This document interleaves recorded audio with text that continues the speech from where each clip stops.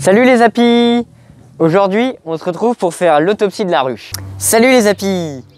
Aujourd'hui, on se retrouve pour autopsier la ruche qui a été détruite par les frelons asiatiques.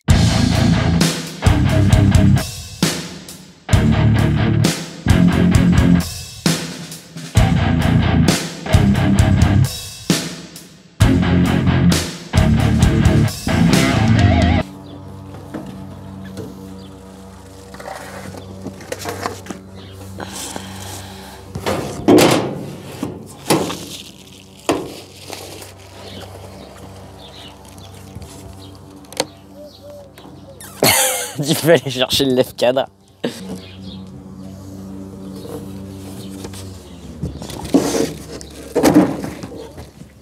C'est un essaim qu'on avait hiberné sur 6 cadres. Il y a la partition juste là. Les premiers signes de la ruche qui a été détruite par les nids de frelons asiatiques, c'est les abeilles qui sont toutes mortes au fond. S'il y a des abeilles, ça veut dire que l'essaim était viable. Ensuite, il n'y a aucune odeur un peu mauvaise qui sort de la ruche. On a limite une odeur de miel, de printemps, d'une ruche qui va bien, quoi. Quand on regarde l'état de la ruche, on voit qu'il y a du couvain. Ici, c'est noirci, ça veut dire qu'il y a du couvain qui avait été pondu. Un petit peu plus au-dessus, on voit que la cire, elle est blanche, elle est belle, elle est propre. Là, par exemple, on voit qu'il y a des ponts, il y a pas mal de constructions. Enfin, la ruche était en bonne santé. Si on prend tous les cadres, on voit qu'il y a eu du couvain, mais il n'y a plus rien, il n'y a plus de nectar, il n'y a plus de couvain, il n'y a plus de miel, il n'y a plus de pollen. Les cadres, ils sont vides, quoi. Regardez, si on prend un autre cadre, c'est exactement la même chose. Ils sont vides.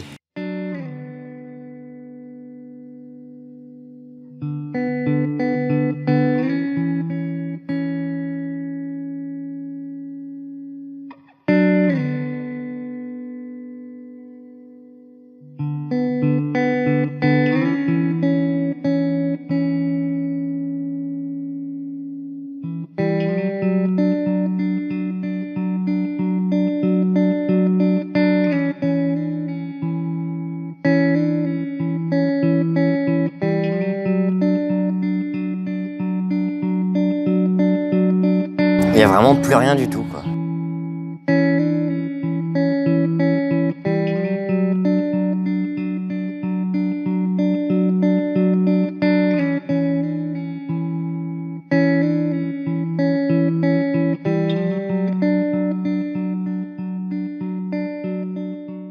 Après, comme c'est une ruche qui est morte de faim, les cadres sont pas morts. On va pouvoir les réutiliser et les mettre dans des ruches avec des essaims faibles pour pouvoir les faire grossir.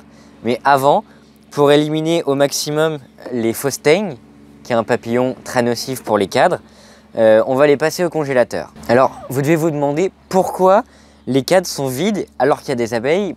Comment ça se fait? Eh bien, tout simplement, c'est comme nous. Le frigo est plein, on va manger dedans, on va cuisiner, on est content de manger, mais personne ne va aller faire les courses. Là, en l'occurrence, les abeilles sont pas ressorties à cause du frelon, elles avaient peur. Mais si personne ne va faire les courses, le frigo se re-remplit pas. Et s'il n'y a plus à manger dans le frigo, eh ben on meurt. L'attaque du frelon asiatique se fait en deux parties. La première partie, c'est qu'ils vont venir devant les ruches, ils vont piquer une abeille par-ci par-là et ils vont aller les manger. La deuxième partie, c'est qu'ils vont, en restant devant, stresser tellement les abeilles qu'elles vont pas ressortir. Et comme elles sortent pas, il n'y aura plus à manger dedans. Le problème, c'est qu'en début d'hiver, il n'y a plus de ressources dans les ruches. On ne peut pas les nourrir avec du candy parce qu'il manquerait des protéines. Le problème, c'est qu'on avait aussi pas de pâte de protéines, qui était handicapant. Et avec le froid de l'hiver, on ne peut pas ouvrir une autruche et récupérer du miel, du pollen, etc. Parce qu'il fait froid, on ne peut pas les ouvrir. Et en plus, ça affaiblirait l'autruche. Contre le frelon asiatique, on avait deux options.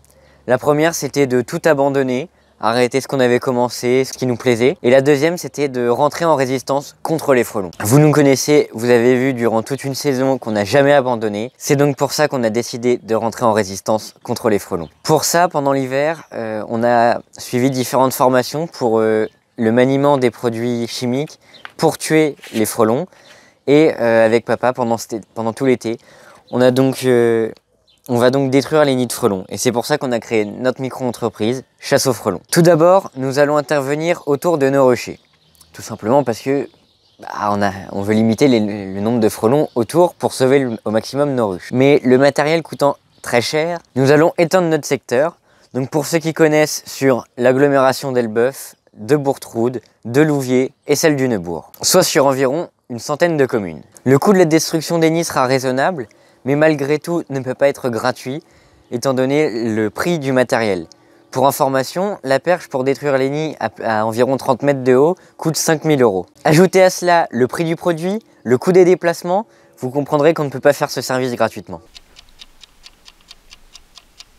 On a également des partenaires qui nous ont contactés, qui trouvaient notre chaîne intéressante, notre projet leur plaisait, mais l'inconvénient c'est qu'ils préfèrent qu'on ait au moins 5000 abonnés, chose qu'on n'a pas encore. C'est pour ça qu'on vous demande, si vous pouvez, de partager au maximum nos vidéos, notre chaîne, pour pouvoir nous étendre sur YouTube, sur les réseaux sociaux, n'hésitez pas, et avoir un minimum de matériel à acheter pour pouvoir vous faire des vidéos de meilleure qualité et plus intéressantes encore. Merci à tous d'avoir regardé cette vidéo. Essayez de convaincre votre famille, vos amis de s'abonner à notre chaîne YouTube pour pouvoir nous étendre et concrétiser notre projet avec nos partenaires. Un petit pouce en l'air fera toujours plaisir et le petit commentaire sera toujours le bienvenu. La prochaine vidéo sera une foire aux questions avec ce que vous nous avez demandé en commentaire.